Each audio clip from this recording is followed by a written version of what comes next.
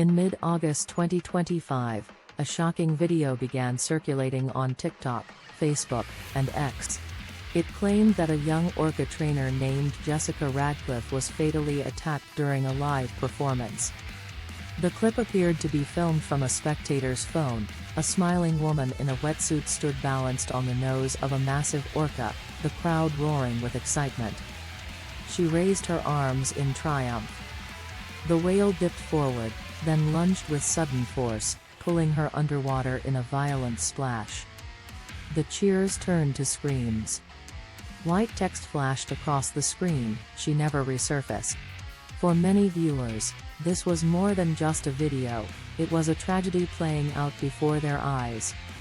Within hours, posts mourning Jessica flooded social media. People shared the clip with captions like "RIP Jessica Redcliffe" and "This is why marine shows must end." But there was one critical detail almost no one realized: Jessica Redcliffe never existed. The viral clip emerges within the first 48 hours. The video had been reposted thousands of times across TikTok, Instagram Reels, and YouTube Shorts. Reaction videos showed influencers tearing up, marine life activists using the footage as a rallying cry, and even a few self-proclaimed eyewitnesses adding dramatic commentary to the events. The emotional pull was undeniable. People wanted to believe they were seeing a moment of justice for wild animals held in captivity, or a cautionary tale about the dangers of working with them. The more it spread, the more details were added. Fake witness statements popped up. Comments claimed she was only 23, that her parents were in the stands, that paramedics were too late. None of it was true, but the repetition made it feel real. Digital forensics and fact-checking behind the scenes. Digital forensics experts began pulling the video apart. First, the audio. Crowd noise repeated in precise 8-second loops. The trainer's voice calling "Okay, girl," was slightly robotic, with unnatural pauses, hallmarks of AI-generated speech. Then, the visuals. The water's movement after the dive was wrong, splashes didn't ripple outward naturally.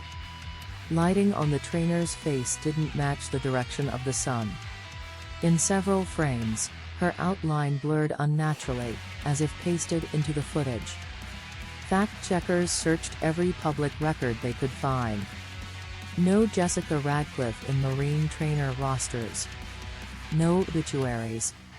No press releases from any aquarium or park.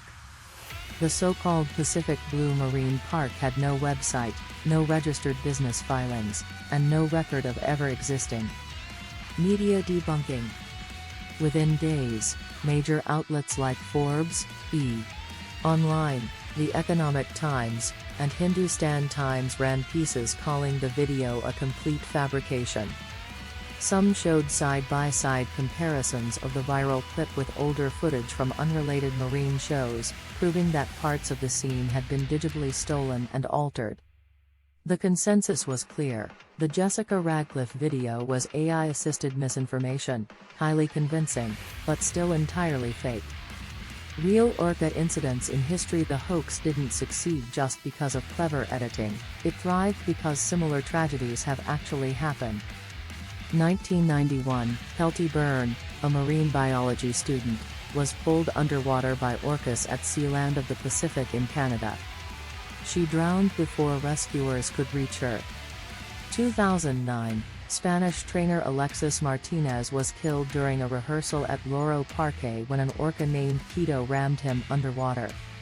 2010, Dawn Brinshow, a veteran SeaWorld trainer, lost her life when Tilikum, the same orca involved in Byrne's death, pulled her into the water in front of a live audience.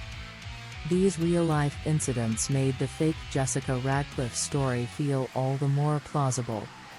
Why the hoax spread? Psychologists and media analysts pointed to three main reasons: emotional hook. The clip triggered shock, sadness, and anger, which are powerful motivators for sharing content without verifying it. Plausibility. Given the history of orca-related fatalities, the scenarios seemed believable.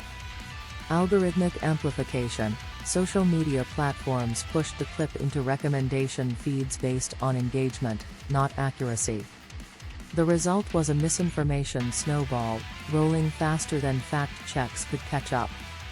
Lessons learned. The Jessica Radcliffe hoax is a textbook case of why media literacy is more important than ever. In a world where AI can fabricate realistic video, sound, and even eyewitness accounts, seeing is no longer the same as believing. Before sharing sensational content, especially when it involves a death or disaster, it's essential to ask, who is the source? Can the event be verified by multiple credible outlets? Are there inconsistencies in the footage or story? There was no Jessica Radcliffe. No Orca attack. Only a skillfully fabricated piece of content designed to go viral.